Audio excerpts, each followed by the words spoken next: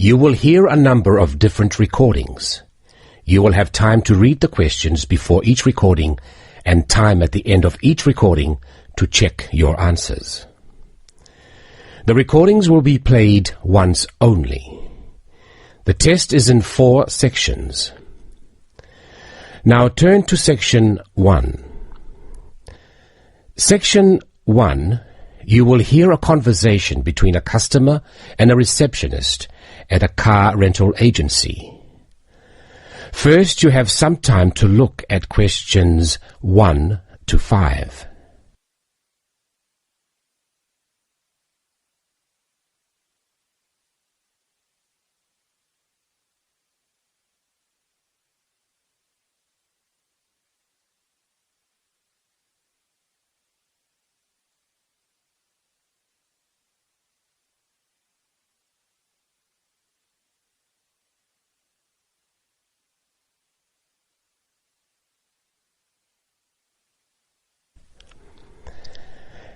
Now listen and answer questions 1 to 5.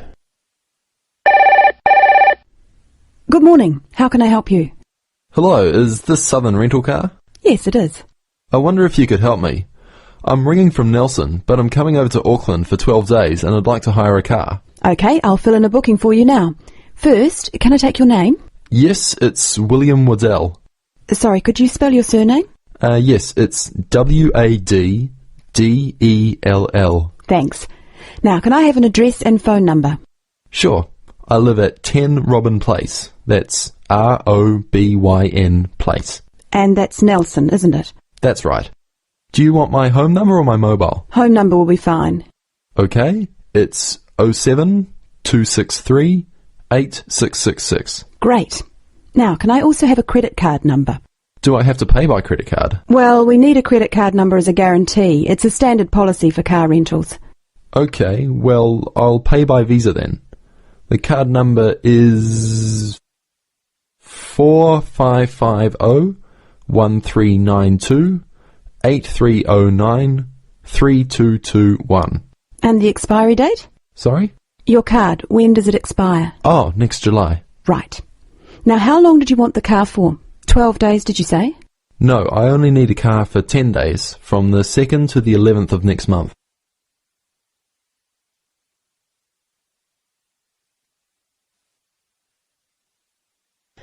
Before you hear the rest of the recording, you will have some time to look at questions 6 to 10.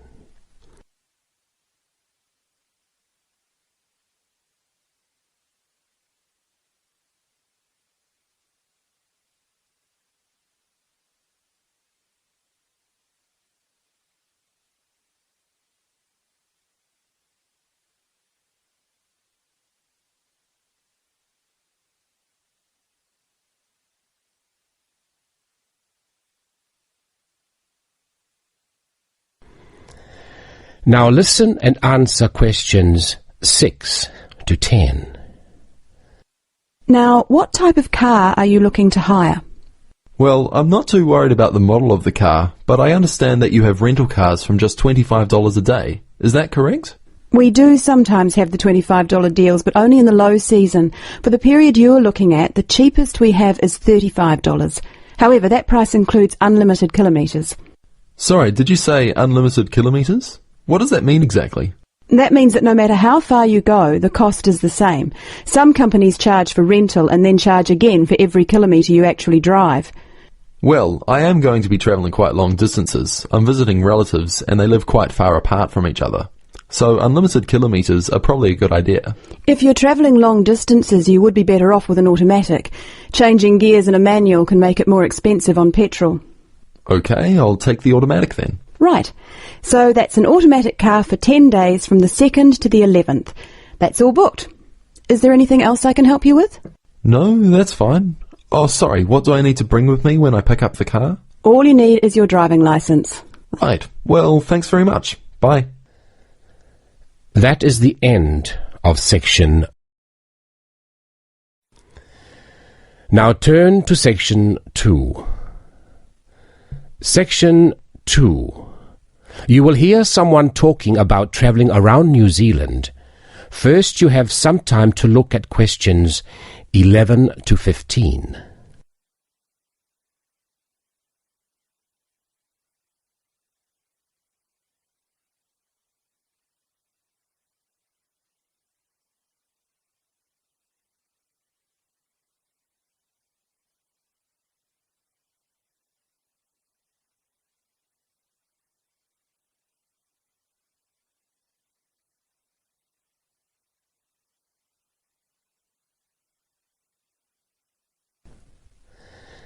Now listen and answer questions 11 to 15. When thinking about beautiful countryside or stunning views, it has long been accepted that Australia and New Zealand have few equals. What is perhaps slightly less well known is what these countries can offer to the avid train enthusiast. Both countries have railways which pass through breathtaking scenery in the utmost of comfort. In New Zealand, you can travel from the country's biggest city, Auckland, to where a third of the population lives, its capital, Wellington, on the longest passenger rail service in the country, the Overlander. Crossing 681 kilometres, the train winds through the lush farmland of the Waikato and up the Raurumu spiral onto an amazing volcanic plateau surrounded by native bush. On a clear day, you will be able to see three of New Zealand's most famous volcanoes, Mount Ruapehu, Mount Ngauruhoe and Mount Tongariro. The whole journey can be completed in 11 hours, but for those keen to see a little more of the country, the trip can be extended over 3 or 4 days. This gives travellers the opportunity of seeing the famous Waitomo caves, relaxing in the mud pools of Rotorua, or skydiving over Lake Taupo. Moving on to the South Island, you can take the Transalpine through the Southern Alps, travelling from the South Pacific Ocean to the Tasman Sea. Climbing from Christchurch right into the Alps, this 223-kilometre trip is particularly impressive as the train passes through 16 tunnels before descending to Greymouth at the end of the line. Taking only 5 hours, this is a relatively short trip, but it is worth noting that this journey has been listed as the 6th most scenic rail route in the world. For those that are not so keen on mountains, the South Island has a second option, the Trans-Coastal. With the sea on one side and the mountains on the other, it again shows some of the best scenery New Zealand has to offer. Also taking 5 hours, one of the highlights of this journey is the opportunities for whale watching. The fortunate few that see whales are well rewarded, but there are more common sights which are just as enjoyable, such as penguins and seals.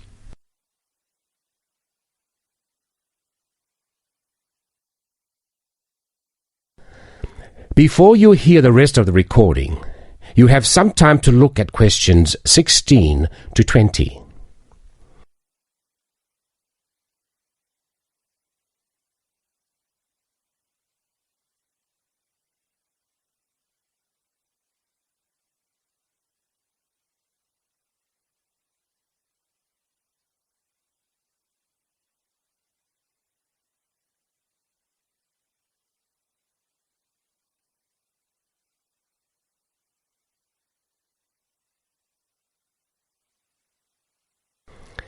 Now listen and answer questions 16 to 20. Although these 3 train journeys are undeniably breathtaking, some travellers prefer the longer journeys on offer in Australia. The Indian Pacific, for example, which travels from Sydney through to Perth and has been dubbed the adventure that spans Australia. With 3 nights on board, the train takes in the Blue Mountains and the Nullarbor Plains, and, as the name implies, the Indian Pacific shows you 2 oceans. This train journey holds 2 world records. Covering 4,352 kilometres, it is one of the world's longest train journeys. It also travels the world's longest straight stretch of railway track, 478 kilometres.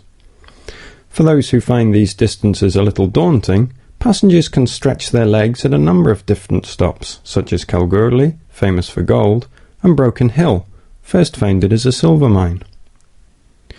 If 3 days on board a train seems a little excessive, there are alternatives. The Ghan, for example, which travels from Adelaide in the south to Alice Springs in the centre of the continent, taking 20 hours.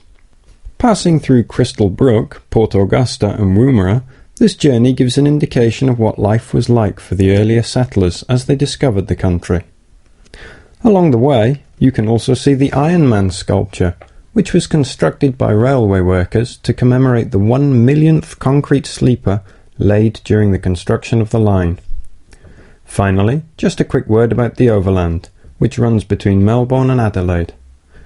As the first train to travel between the capitals of two states, it is a historic as well as relaxing way to travel, and is famous for being the oldest long-distance train journey on the continent. With so many memorable journeys to choose from, the only problem you will have is knowing which one to do first.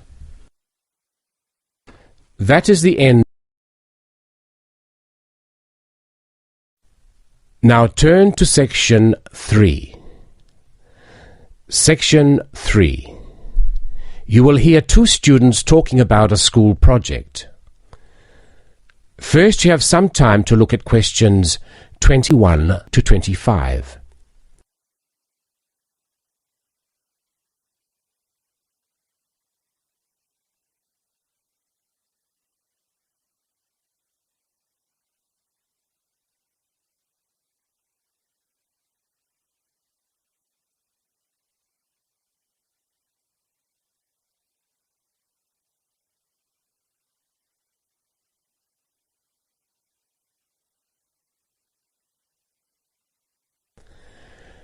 Now listen and answer questions 21 to 25.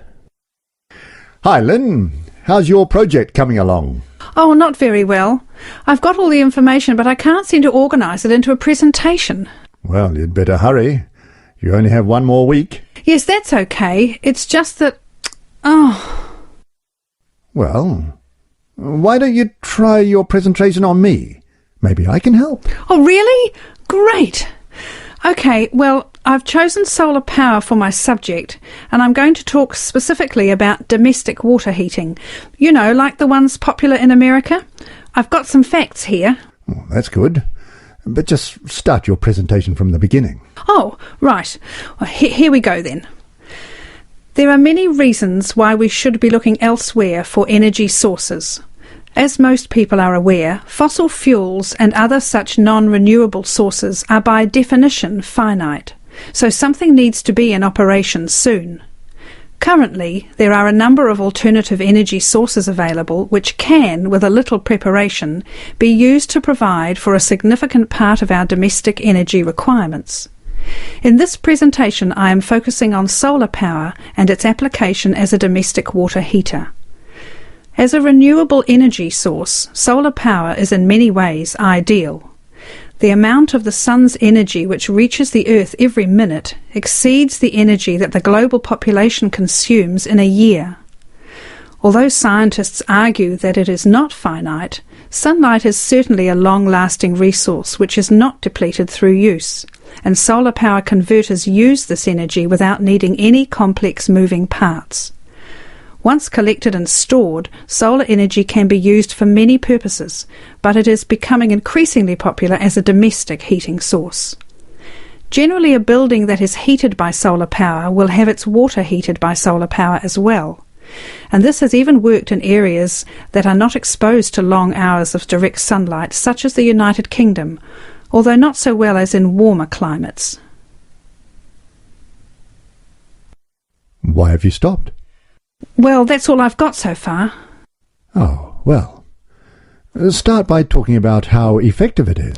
Oh, okay. Well, there are a number of factors that influence how efficient solar power can be. The first, obviously, is the amount of sunlight, and this is dependent on season, time of day, and climate. Although the UK has something of a bad reputation for sunshine, it is actually quite productive during some parts of the year. Given a sufficient size of solar panel and water storage tank, solar power can provide all of our water heating requirements in June and July, and even provide the majority until October. From October to the end of the year, this figure falls dramatically. December is the least productive, being able to supply less than 5% of the average household's hot water requirement.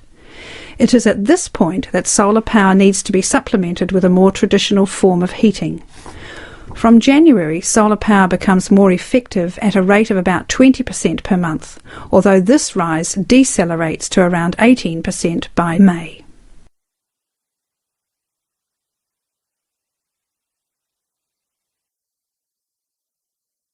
Before you hear the rest of the recording, you have some time to look at questions 26 to 30.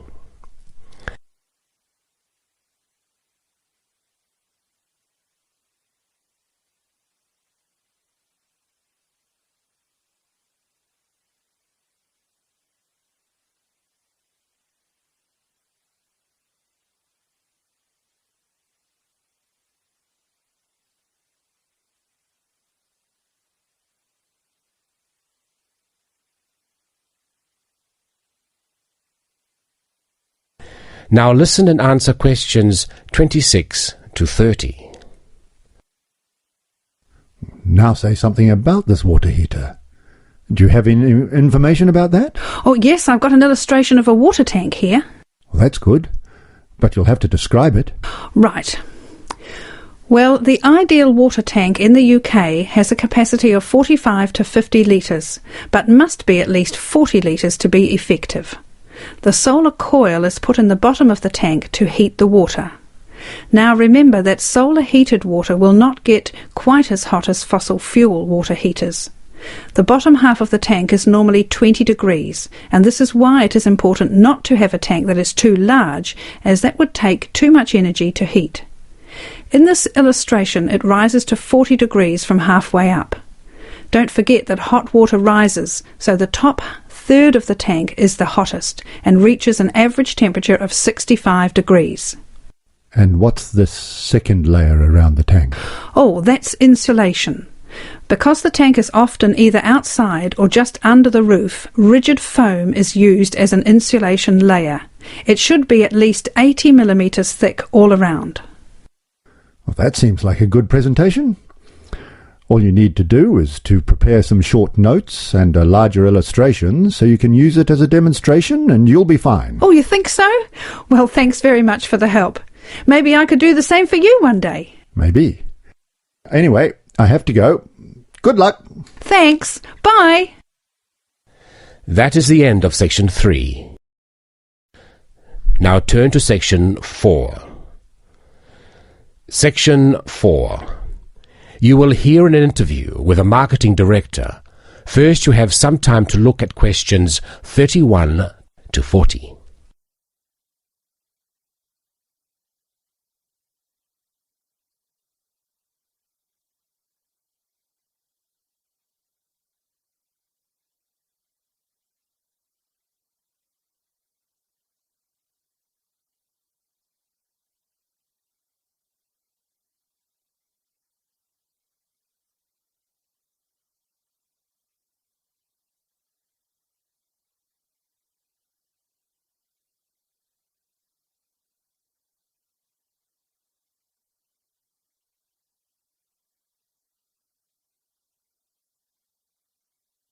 Now listen and answer questions 31 to 34.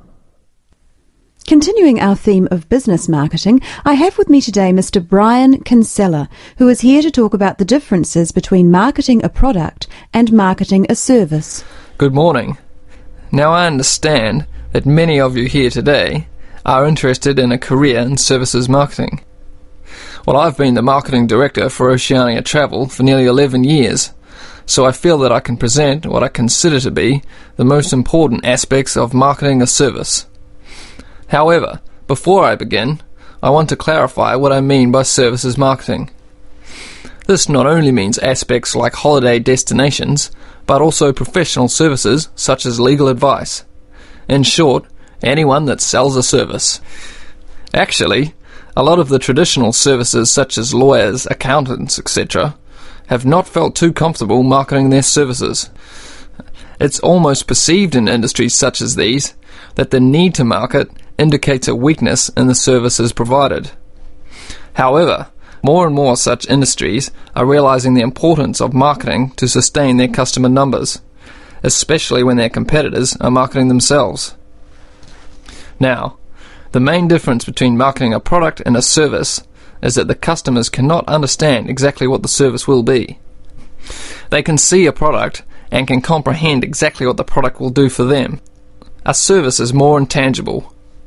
By that, I mean whatever each customer gains from the service is often very personal. For example, with a travel agency, clients choose to travel abroad for a multitude of motives. Some people travel overseas for the experience and really want to get to know the culture of the local people.